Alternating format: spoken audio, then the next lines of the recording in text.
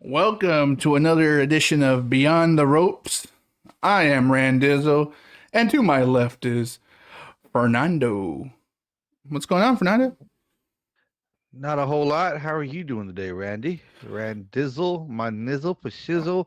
Welcome to another episode of Beyond the Ropes Wrestling Podcast, where we're here to give you our insights of the things that are going on, or at least what we've been watching lately. Yeah, there's been a lot of wrestling going on. A lot of things have been happening in WWE, TNA, and AEW. And speaking of AEW, I really want to touch on today about, I guess I would say, the experiences I had at AEW. I had the pleasure of seeing Collision live, and then I also had the double pleasure of seeing Dynamite live a couple days ago. So it was Double pretty, mint gum, huh? yeah. Double. I got a double Double dose your of pleasure, AW. double Yeah, your pleasure, double your fun. Double mint gum, right? Ain't that the slogan? I think that's the slogan. I think, hey, if it's There you not, it go. should be. You're welcome, Double Mint. There you go. There you go. But I mean, I'll talk about Collision first. Were you able to watch So some are of you so Collision? are you telling me I did watch some of Collision? I did Okay, watch some okay. of Dynamite. Uh strike me down with lightning right now. We're not finished watching both shows, but I mean, yeah, life happens a little bit. But what I want to ask though is you're telling me that you went on a Texas tour following around AEW? I guess you can say that I did take a little AEW tour, in the Central Texas and East Coast Texas. So it was pretty awesome. Two very different experiences that I had. Ooh, Yeah, two different types of crowds. It was, I mean, both really good. So I wanna talk about the misconception of no crowds or a dead crowd. okay. I Okay. was in Okay. AEW, two different shows, two different cities. I didn't experience that. The crowd was fucking hot for every match, undercard, ROH, main event, dark matches. The crowd never stopped. It was fucking packed in both Nice. arenas. The whole arena, hard cam and not hard cam, and all around. It was a good experience, and that just goes to show you that Texas loves them some good old wrestling. Texas loves wrestling, period. Texas loves wrestling, period. So the fact that you had two very hot and live crowds isn't surprising, but it's always good to hear because I'm tired of reading on the sheets about people of, man, there's nobody there or the crowd wasn't into it. I was like, then don't call yourself a wrestling fan. Then why are you at the show? Why are you wasting your money and the time on going to somewhere where you don't want to be when the rest of us could be there? I know. Exactly like you said. Like it gets annoying. You're like, oh, the crowd's hot. They're lying, but they're piped in. They piped in the noise. The crowd was hot. And like Fern said, You know, if you're I gonna never, bitch about it, like then why the fuck are you there? Why did you spend your money? Like you're a fucking mark and an idiot. If you spent your money and bitched about the crowd being dead, you were a part of that. If you were bitching about it, let's be realistic. So I mean, on the real, the whole piping noise wasn't really AEW. I'm pretty sure they did it at one point for I don't know, maybe during COVID or I'm not even because I remember during COVID when they were doing all the stuff at Jacksonville and they had the wrestlers out there chanting. They had the wrestlers out there yeah, as a crowd. So the only culprit for piping noise was during COVID for sure in the dome, Thunderdome the with thunder WWE. dome. Yeah, and Yeah, don't get me it was wrong, WWE that had it. WWE admitted that they piped in the noise for the wrestlers.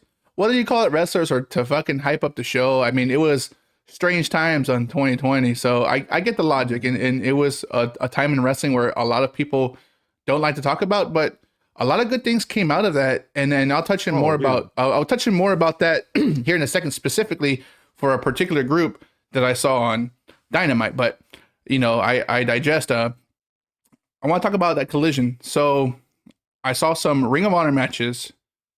Man, Nice. fantastic. So obviously it was a Texas tour, we'll call it, prior to them going Mhm. to Brisbane, Australia for Grand Slam Collision. So Mhm. they specifically said in the beginning, you're gonna get some good old fashioned luchador wrestling throughout the night. And Nice. god damn it, They didn't disappoint. So the very first Yeah, match, Ring of Honor, CMLL guys come out, and there you go. everyone in the fucking crowd knew every single guy who came out there. Hmm. I honestly didn't know, and I've always been, I've been a past shit talker, and I'm like, oh, who's this guy? I don't know this fucking dude. What the fuck? But it's luchadors. I grew up watching luchador wrestling back in the day. You watching black and white TV, Yup. AAA, and all that good stuff. So, but the first match, banger, dude. Three AAA guys or CMLL guys, and three classic Ring of Honor guys. I can't remember the names right now. I know Cheeseburger for sure, but dude, absolute fucking luchador clinic, classic luchador Nice. wrestling flips, hard hitting. You got the juggernaut, you got the flippity floppity high flyer, and you got the technical Hmm. guy. All three different Mexican wrestlers doing all three different things, and to coincide the Ring of Honor guys, same logic. One powerhouse, one aerial, one ground and pound guy. Dude, great Nice. match. Great match. It was intense. It was fast paced. There was no wasted movement. Great match to start off the night, right off the back. Ring of Honor live taping, right? For Honor Club. Awesome fucking Ah. match. Honor Club match, awesome match. Hmm. Then there was a next match was in AEW, I'll call it a dark match, where you had Right. the new chick they got with that Viking feathers. I forget her name. Yeah. Baines, yeah, Baines. She came out and she fought Chris Statlander. Oh, Badass fucking match. I'm about to say that, There, that better have been a banger because those are two big girls. yeah, they were testing the waters. You can tell, like they're testing the waters because that match something came up on Tuesday. We'll hit on it in a little bit for last day's Dynamite, but like great match, heavy hitters. Nice to see women on a prime spot. You know, it was a good match. Fast pace, fast pace, nice kicks, good looking women. You know, you got the whole package of they can actually wrestle. It's a good pace match, and they're good looking women. So There you go. you have the pluffer of it, and then Collision started. Excuse me, Go ahead. Jefe. Would you say you had a plethora of good-looking women? A A plethora? plethora, a plethora. Sorry, had to get a little three amigos in there. No, and but then they kick it off a collision with, at least on my end, they kicked it off with a video segment with Thunder Rosa talking, and everyone in the crowd's going crazy. It's Thunder Rosa. You're in Yep. Texas, makes Tia sense. Rosa. Ooh, Tia Yeah, Rosa. Let's go. you got her going, and she runs into the new chick Bane, who she like shoulder checks her a little bit, and she's like, "Why are you so mad? It's your first night here. What the fuck?" Like a little comedy in there, little shit, Hmm. little jibber jabber going on. Good stuff, good stuff. But then they kicked off the matches, dude. And unfortunately, right now I can't remember all the matches off the top of my head. But Dustin Rowe was there. You got fucking I was like, he United, better have been. yeah. Undisputed Kingdom was there. Great match they put on. Um, you had what are the Gates of Agony was there. Good match. Like you had nothing but great matches. The only people who weren't there specifically that I remember was Osprey, the Bucks, and Omega. But I saw the Death Riders. I didn't get to see the Hounds of Hell, so I kind of was a little, you know, I was like, God, I want to see them. Ever since Malachi left, but damn it, put on a good show. I had a great. So let me ask. Go ahead. Let me intervene here with a question for you. You said you were at Collision. You're talking about Collision. You Mm-hmm. had a great time at Collision.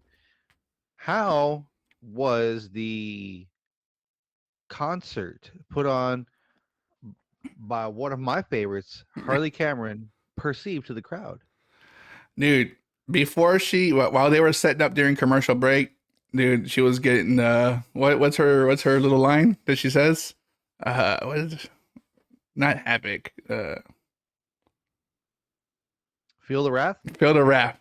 Feel the rap. Everyone was saying, feel the rap. Feel the rap. Nice. She busts out little puppet Monet on her back. Uh-huh.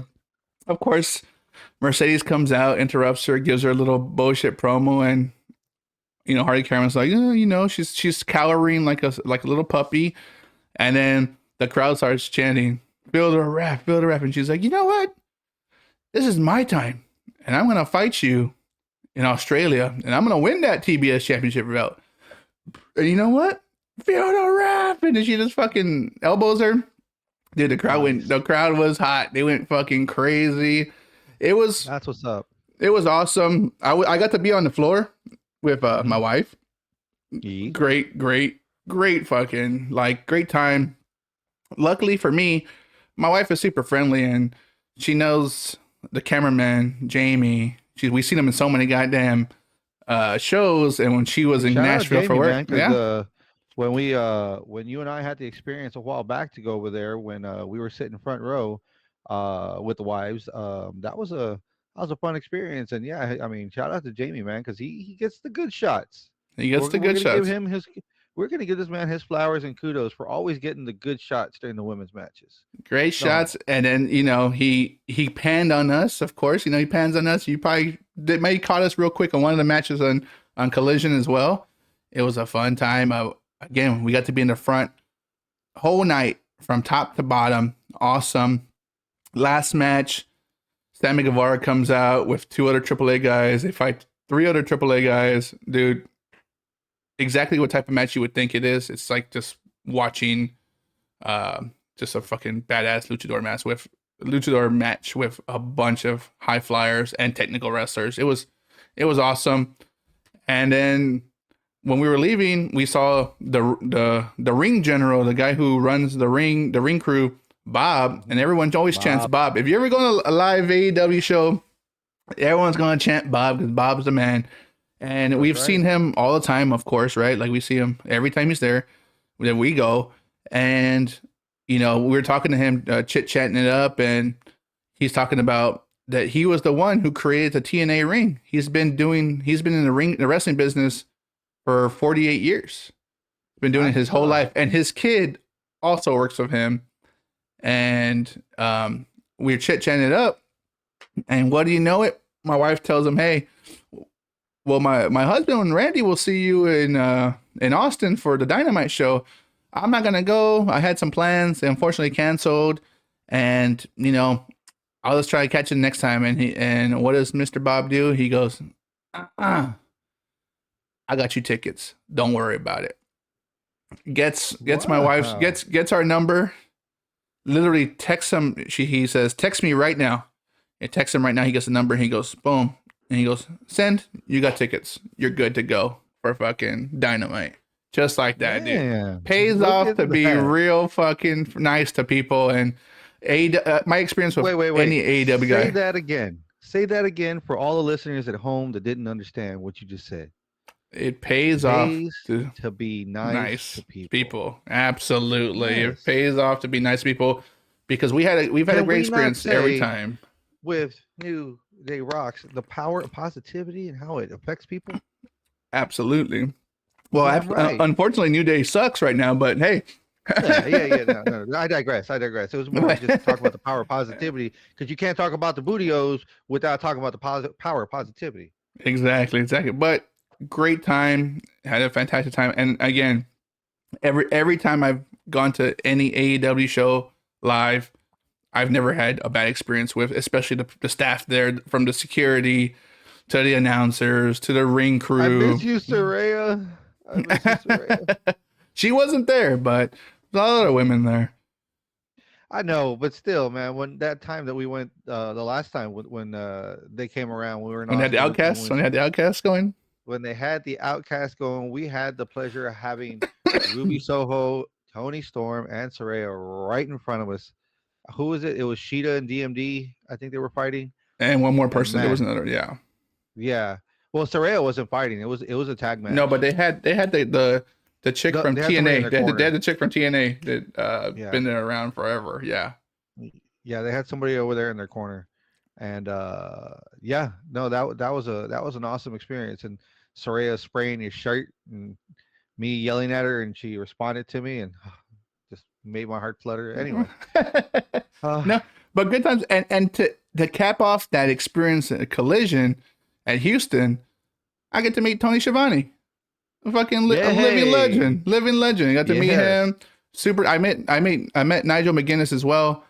Super fun people, super nice people. Gave every single person who came up their time. Every single person. That's Didn't what's up. matter. The ring crews were already putting everything up. They're waiting around, shaking hands, taking pictures, signing autographs. Like real cool people. Hands down, one of the better experiences I had at a live wrestling event. So definitely super fun. That's what's up. That's what's up. And then what do you know it? 2 days later, actually 3 days later, there I am in Austin, Texas, watching Dynamite live. But this time, a slightly different experience. This time, I'm fortunate enough that my wife bought me VIP tickets, and I get to Ooh. experience a lot more behind the scenes stuff prior to the show opening, and got to have some awesome seats.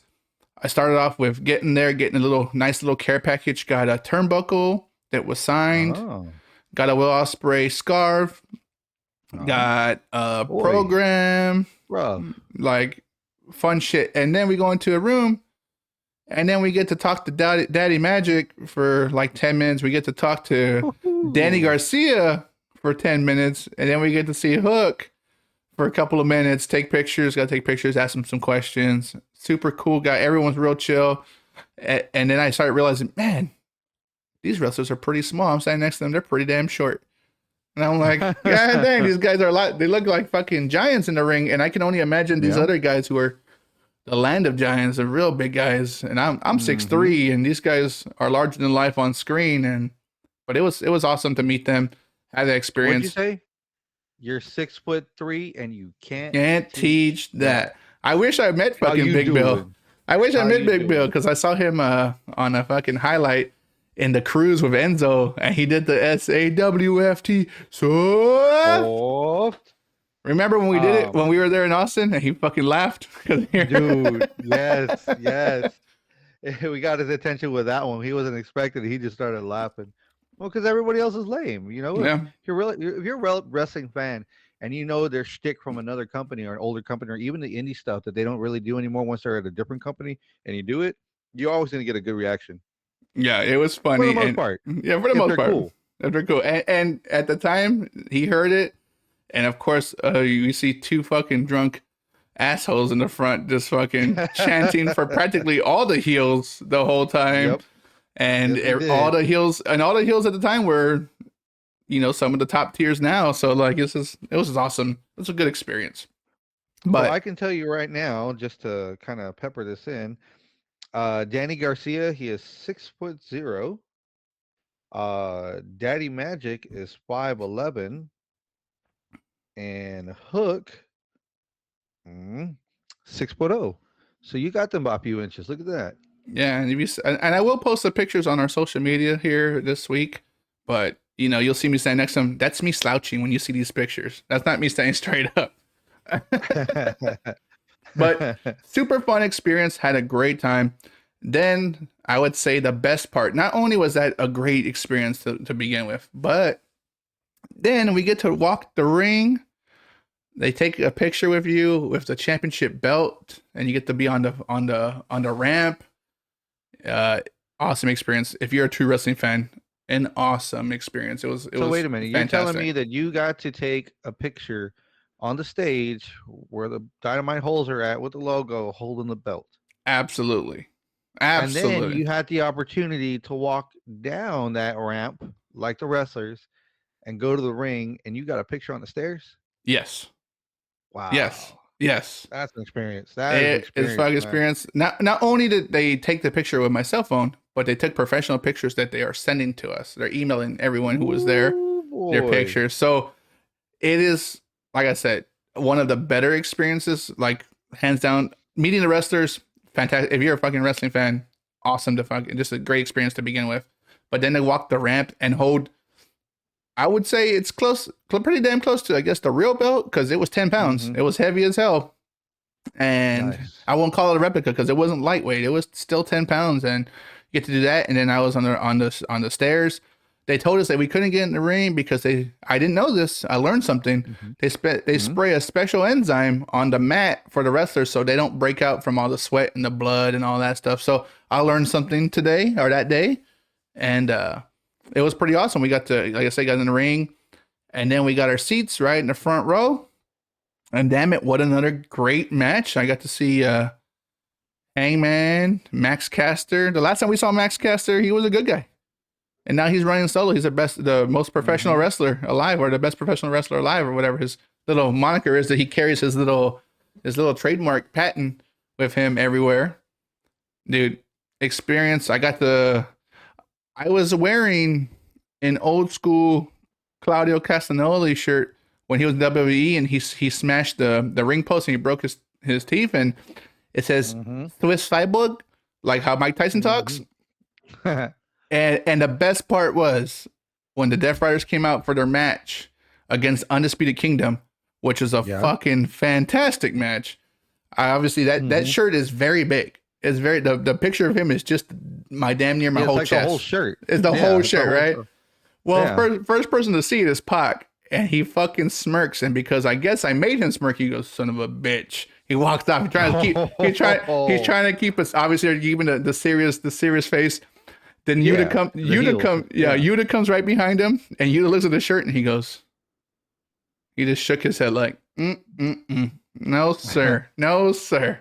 And of course, the last person, and I damn know well that he saw it, but he looked straight up, and you know when you stare forward and your eyes just kind of do the wandering around, little side look. You do the peripheral looks. That's what I got. He got the peripherals, and I saw him, and he like made it a point to ignore me. He walked past me and he did his shit. Then he had a banger match, which they won, by cheating, of course. Undisputed Kingdom should have been the new trios champs, but hey, you can't win them all. But it was a great showing. That's a build up. That's a build up for another show. Yes, because eventually, I know this year we will see them Undisputed Kingdom holding these the trio championships. Absolutely, but when they come out again, see the shirt. And Claudio just gives me when you're like, ooh, you son of a bitch, you close your eyes. He gave me that look. It was great. And then the rest of the show went on, and I got to see Hangman Page. That was a great showing for him. He makes his return later on when MJ fights Dustin Rhodes, and that was a fantastic match. It went, I wish they kind of dragged that little storyline out a little bit more. But now MJ's new opponent. It's going to be Hangman Page, and everyone in the crowd, dude. Like I said, when I say hot crowd, hold up a minute before you go further than this. MJF fought Dustin Rhodes. I know there was a segment backstage where MJF basically disrespected Hangman. Yes. So you're telling me that the angle that MJF was supposed to be working with Dustin, no. Who is he working with before, a couple weeks before? Jeff Jarrett. Jeff Jarrett. There you go, with double J, JARRETT. Jeff Jarrett is no longer in the works? They cut that out because there was no real good reaction to it. I was reading about it. There was no dirt sheet where it was just the way they were laying it out. So they tried another legacy wrestler to kind of, let MJF go off on his shit talking, of course, perfect time. All the past wrestlers, there's no surprise, they're all drug addicts, or they were drug addicts and whatever. So the next living legend that's there that can still go is Dustin Rhodes. And like I said, that program. So are you telling me, and I apologize for stepping all over what you're saying, you're describing a good thing that's going on here, but are we getting the Legend Killer 2.0? Here's the hard part. Had there been a maybe like a better, like even like maybe I'd say like a 3-show build up. It don't have to be a fucking month, just 3 shows, whether it was Dynamite, Collision, Dynamite. It didn't matter like how close apart they were. If they had that, I could give them that moniker, but because they were recycling these people out. Think about what they're doing. I understand if you had it consecutively, yes. But Orton didn't have it consecutively either, because he would fight people in between, and some people would come up, I found that as disrespect, and then he would go and punt them. I believe that's what they're trying to pull, just on a slower burn, because they don't know exactly how to do it, because who else could they bring into the fold? Well, I know he already started having legends that are there. He already had some words with Christopher Daniels. That's another legend. And he had some words with Jerry Lynn. That's I think he started talking shit about Dean Malenko. Another one off. Yeah, okay. And then you could have another one-off with RBD if he gets away from WWE again. Yeah, I mean, there are others that are there. I'm pretty sure they may put him in a program with Edge. I'm sorry, Cope. probably. Right. You know, Probably. but think about what they're trying to do. It's a slow burn on him fighting legends, and doesn't that just tell you that they should have had better storylines for him because he was the hottest commodity last year and the year before, Yeah, and now. we were talking about that a couple of shows ago where I was like, I had the MJF thing kind of fell flat in his face. Like I was a little disappointed that they hadn't been pushing him, but dude, his promos with Jeff Jarrett and Dustin Rhodes were fucking hot. And then Mhm, the fucking interaction he had with Hangman, fucking great. And then them going to mhm, battle and they started fighting in the ring after the match, after the Dustin Rhodes match, and they fought into the crowd. Got to see them. They went up the ramp. They got pulled apart. MJF walks down in classic MJM fashion and gets someone's beer. He gets it. Hey man, pass me that beer. And the guy's like, more than willing to fucking hand him the beer. Hands him the beer and fucking of throws it course. right back in his face. It was awesome. Throws it back, Yep. gets into the ring. He goes, "You want us to let him fight? You want us to let him fight?" And then before you know it, Hangman's back in the fucking ring out of nowhere, and they start whooping each other's ass. And everyone in the crowd's just chanting cowboy shit. You're in Texas, Mhm. perfect time to do that Exactly. shit. Some cowboy Mhm. shit. But dude, Mhm. hands down, great showing. What I did want to touch back on when we're talking about pipe and noise during the pandemic, it was a little group you might have remembered from the pandemic that was super hot, but got killed off real quick because the old man in WWE just killed it for no fucking reason, and that was the Hurt Business, now known as the Hurt The Hurt Syndicate. Syndicate. Mhm. Dude, they are currently your AEW Tag Team Champions, and they fought the returning ass boys, you know, There you go. The Gun Club. the Gun Are Club. were they still kind of sporting that they're part of? Well, obviously Switchblade is doing solo stuff right now. Yeah, and You know, keeping his. they weren't sporting they weren't sporting the gear, but they hadn't been around for a while, Mhm. and they had a great reaction. Everyone's saying guns up, and those kids looking good right now. They're jacked, they're tall. They got When they the were doing selling. their entrance, did they do their spin around entrance, Yes, their they little did. 360 Yes, they entrance? did. And they were shooting their guns. They're seeing the Okay, gun spitting okay, the water out. It was okay. badass. They got in, and I'm thinking, okay, these guys are gonna be the favorites. Like everyone's fucking cheering. Next thing you know, the Hurt Syndicate's music starts going off, and everyone's chanting, "We hurt people. We hurt, dude." I I Wow. don't know how to say this, without like it's so obvious at this point when I saw it live, and if you see it on TV, that Mhm. they're Mhm. built to be bad guys, but they're so beloved, and everyone in the fucking crowd, shit you not, even though everyone's going for the gun club, Yeah. they're fucking cheering as Shelton Benjamin and fucking Bobby Lashley are destroying these. And it wasn't like a squash match. Thankfully it wasn't a squash match, but they were Right. destroying these kids, dude. And everyone's just chanting. They're saying guns up, and then everyone's like, "We hurt people." Back and Mm. forth, back and forth. But at the end of it all, dude, everyone's on their feet cheering for the Hurt Syndicate. And dude, you could tell like this is just slowly moving them to babyface, even though they're really legit. Just, I mean, Heels. They're you supposed to be they're heels. heels, but you're finally seeing the Shelton Benjamin that we've been all clamoring for, and we knew he can go. We just haven't been doing anything with him. And dude, he It's looks it's not the fact that they weren't doing anything with him. They didn't really have good stories for him to begin with. They didn't know where to put him, what to do, and by far be it that we have to bring in politics into the situation per se. They just didn't the racism that happens in WWE where they were from, where they were globally known, and now they moved to an indie-ish type national up and television. comer Yeah, show, national television show AEW. There's more respect there because no one's seen on the blind eye of what it is they're doing, and it's crazy that it goes on like that because I mean there's been reports and stats out there that even under the new helm that a lot of the Black American, Hispanic, Mexican American, Latinx, whatever you want to call it, a lot of our people aren't being shown as much. I mean, yeah, you have luchadors on. SmackDown's been showcasing them, but it. I mean, really, how many more? I mean, Apollo Crews has barely been getting any TV time. I think they may have let him go, and that's another thing we're going to talk about on another show. Is the let goes that WWE's been doing, but I mean, there's not a lot of black representation. The only representation we've been seeing is white American and also our Samoan brothers out there.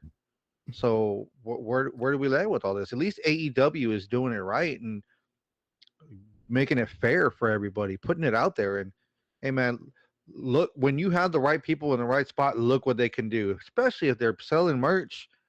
I mean, everybody knows where they came from. They're doing something big over here. I mean, let it go. Run with it. Run with it. Do great with it. Everyone's behind Swerve when Swerve was a champ. Am I not right? Swerve when I drive, right? Yeah. So, but you also have to think about what is WWE also doing that AEW isn't. They're trying to pander to the crowd using all this new, what is it, with the whole Netflix thing, bringing in all the hip hop moguls, bringing all these rappers in there, uh, using all this trap music and whatever like that to keep crowds interested, especially since you're doing it on a global level with Netflix. But are you really getting it by not showing and representing your people as well? Sure, celebrities are one thing, but what about your wrestlers? I think The only thing, the only other the only race that one, gets it is New Day. New Day, but the females.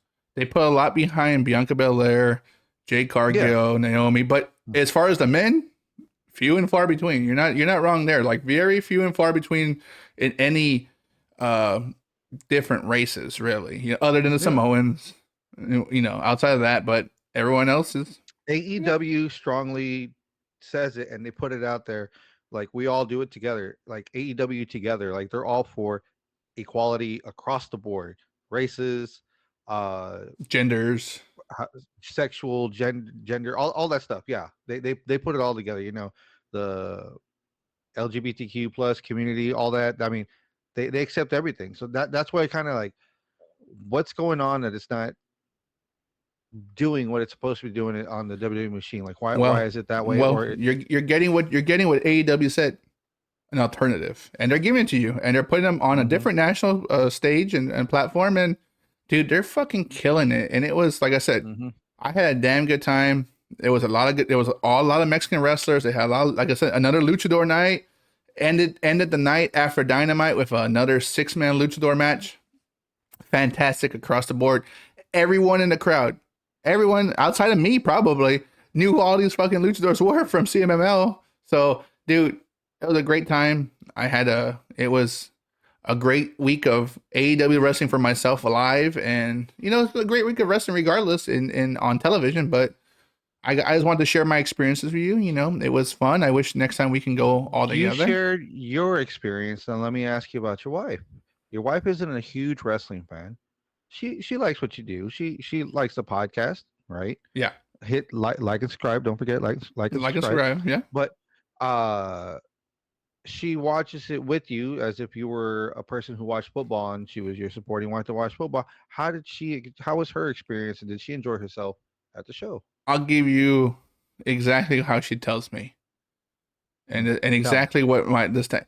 I'm not here for the fucking stories. I'm here for the fucking violence. And That's what's up. AEW gives her what she wants. She can't follow. She doesn't like Fern said. She doesn't like wrestling enough to follow a story, to follow a timeline on how things are gonna lay out. She's all about Hmm. I want it now, and I enjoy myself, and I'll spend whatever amount of money to get it, to see it, to want it, and she'll enjoy it. She likes the shit talking. She's a shit talker. Hmm. She likes the shit talking. Well, For sure. they're just starting to do that now. Maybe twinkling it in and sprinkling it in WWE, but AEW, it's nonstop. It's nonstop, right? You get the talking. You get people talking the way you would really hear them talking in real life. You're getting that. Hmm. You're getting real fights. You're getting real like captivating moves that a casual, like she would call herself, and she does call herself a casual fan. She will drop whatever she's doing to go watch AEW. She won't drop anything she's doing to watch Gotcha. WWE. But from what she told me, and both times we went, had a phenomenal time. Got to get pushed a little bit by Max Caster and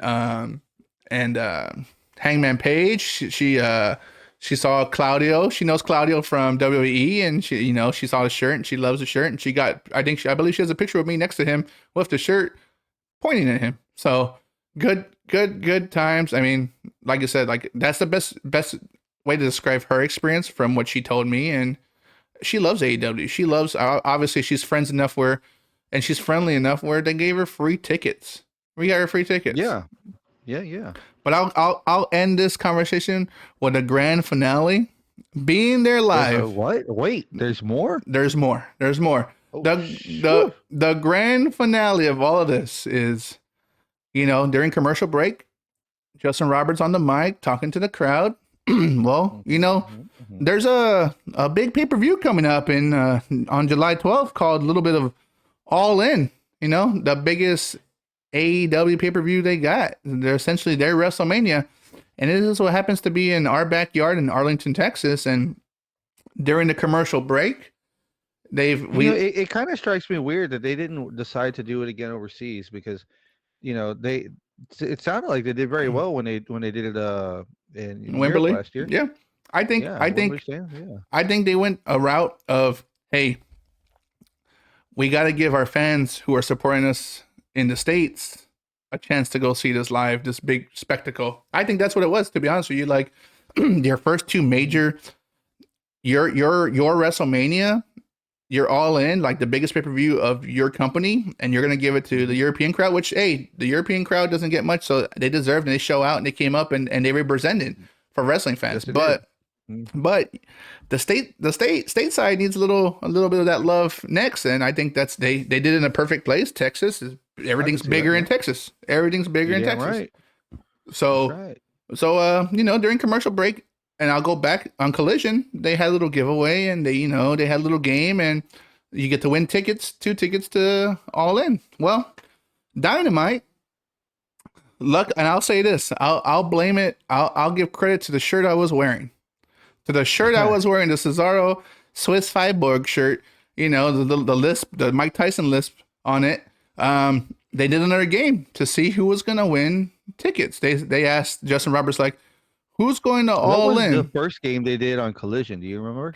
It was a numbers guessing game. Guess a number. They had a big cue card that had the number where no one could see, and they held it up, and then they said they picked. And here's the part that I was upset about on Saturday. They picked 2 little kids. 2 kids. What are they gonna do? How do they remember this shit? But whatever. I and they let the kids pick, and then they held the sign up, and the kid who was the closest won the fucking. They won the ticket. Do you remember what the number was? Do you remember what the number was? 7. It was 7. 7. Lucky number 7. Gonna be your unlucky number, you salty son of a bitch. Well, good thing my lucky number is 11. So whatever. But well, hey, guess what? On Dynamite they had a similar game, and Justin Roberts, he asked, who's going to All In, and has tickets, and I would say the majority of the crowd's like, yeah. And then he goes, who's going to go to All In but doesn't have tickets yet? And I was like, yeah. And he goes, all right. And then across the stage, he goes, you. And as he turns in my direction, I'm yelling like a madman with my arms in the air. I don't have tickets. And I shit you not, he saw my shirt and fucking laughed. And he goes, you come up here and we're going to play a little game. And I said, all right. Come up here. Where did you go? To the front of the barricade. To the front of the barricade. Okay. And he goes, we're going to play a little game. Oh, you got to paint that picture, baby. You got to paint that picture. I'm deaf, dumb, and blind over here. There you go. I walk up to the barricades, and everyone's chanting. Everyone's going crazy. Everyone going crazy. Ooh, what were they chanting? They weren't chanting nothing yet. They were just fucking pumped. They were just pumped, right? Yeah. And then he goes, we're going to play a little game, a little classic game of rock, paper, scissors. And the way it works, it's rock, paper, scissors, shoot. He goes, right. He points to the other guy. And he goes, are you ready? The guy goes, yeah. And he points to me. He goes, are you ready? And of course, I'm like, fuck yeah. And then he goes, all right. I'm pumped. I'm hyped. Right? I'm fucking pumped. I'm pumped. Let's go. And he goes, all right, let's go. Rock, paper, scissors, shoot. I turn across to the guy that I'm going against. And this dum-dum has scissors. The dum-dum has scissors. And what do I have in my hand? A goddamn closed fist. Rock. I got Rock. You gave him the Rock. I get on the Rock, and everyone fucking went. I was going fucking crazy. He's like, "You won!" And they brought me this big old ticket that says "All In." They took a picture of me on this. They took a picture with me on stage, or not on stage, but on the barricades, holding it up. Justin Roberts took a picture of me because, like I said, it was his damn shirt. The Cesaro shirt you saw. It did me good. It did me good. And they fucking gave me 2 tickets, and I just got the email confirmation I sent yesterday. I already got those tickets. I got the tickets. That's what's up. They gave me tickets. I won, and everyone fucking was chanting, "You deserve it," because they put me on a big ass screen, and everyone saw the shirt. Everyone saw the shirt. You deserve it chant. I got the "You deserve it" chant. I was like, I get why these wrestlers. I can feel the type of drug, the adrenaline you get when people are just fucking chanting for you and screaming for you. Dude, it was awesome. It was a damn good way to end an AEW Texas tour. It was fun. You know what? I do see a missed opportunity here. I'm gonna be that guy. I'm gonna be that guy. I was What like, are wait you a gonna minute. say? You're whoa. You're gonna tell me, you know what? You know what? Vamp for a second, because I'm gonna bring something on screen. Do we have video on today? We have video. We're on video. We're on video. Vamp for me for 2 seconds. Vamp for me. So, crowd's going wild. I'm going crazy. My wife walks down. She caught the tail end of what's going on. She takes my picture. We're having a grand old time. It's just fun across the board. Everyone's laughing at the shirt. Everyone's chanting. It was freaking nuts. It was fucking nuts. So you're gonna tell me that you played rock, paper, scissors for a pair of tickets for All In, and you won. You won. I won. And when everyone was chanting and cheering, you're holding your fist, and that guy had scissors. And I'm pretty sure after that, they're like, "Okay, you won," and he's still holding scissors. That you didn't scissor him, Daddy. I didn't scissor. You did not use your scissors like you're supposed to and scissor him. Well, there's a good reason. I'll tell you. There's a good reason. That group has disbanded, sir. There is no more The Acclaimed, and there's no more scissoring. And that's what it is. Loves The Acclaimed. And everybody knows about the scissoring. How are you not? You had the perfect opportunity with the whole crowd going bananas for you, that you didn't scissor this motherfucker. You telling me? No, I would say maybe if I was quicker on my feet and I won with scissors, then I might have done that, but I didn't win with scissors. If I had won with scissors, that'd have been different. That would have been a big difference, right? You know that. Like, you just, I was ruined the opportunity. I was too taken back from actually winning something. To a gunfight. I was still taken back for actually winning scissors to a gunfight. I was just so enamored. Bang. I was just so enamored by actually winning something in my life. I couldn't think about it. But you know, I don't blame you. I don't blame you. It does take a lot out of a person, let alone just to be in that position, to be in front of how many, at least 10,000? At least there. It was a lot of people there. A lot. Like I said, it was packed. So draw out the notions of a dead crowd. Draw out the notions of no empty seats. Throw that notion out, dude. It was packed. The crowd was hot in both shows. 2 different cities, 2 different types of crowd, 2 different types of reaction, 2 types of hot. It was draw out that notion. Damn good time. 2. Dose. But I digress. We'll tell you, throw down a Dominator on that like and subscribe button. Follow us on Spotify, YouTube, Twitch, wherever you get your podcast. Yes. I'm Randizzle. He's Retro Relapse. This is Beyond the Ropes. And stay tuned for another episode coming up. And I'm gonna just create and we'll just use this for now as the tagline. More stories, more violence. Ding ding. Boom. Good night.